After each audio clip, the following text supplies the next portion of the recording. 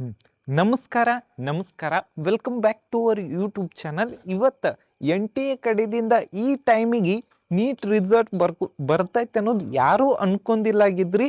ಆದ್ರೆ N T A official ಆಗಿ ಏನೈತ್ಲ ಇವತ್ತು ನೀಟ್ ರಿಸಲ್ಟನ್ನು ಅನೌನ್ಸ್ ಮಾಡೈತಿ. ಆಲ್ರೆಡಿ ನಾನು ಬಹಳಷ್ಟು ಸ್ಟೂಡೆಂಟ್ ಸ್ಕ್ರೀನ್ಶಾಟ್ ಆಗಿರ್ಬೋದು, ನಾನು ಕೂಡ N T A officially website ಒಳಗೆ ಚೆಕ್ ಮಾಡಿದಾಗ ಇಲ್ಲಿ ಕಂಪ್ಲೀಟಾಗಿ ನೋಡ್ಬೋದು 11 ಲಕ್ಷ ಜನ ಸ್ಟೂಡೆಂಟ್ಸ್ ಬರೆದಿದ್ರು.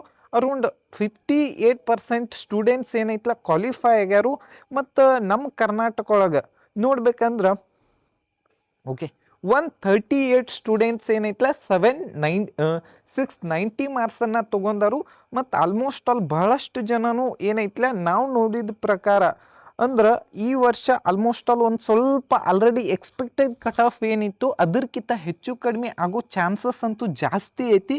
ಒಂದು 10 to 20 ಮಾರ್ಕ್ಸ್ ಅಂತೂ ಜಾಸ್ತಿ ಆಗ್ಬೋದು.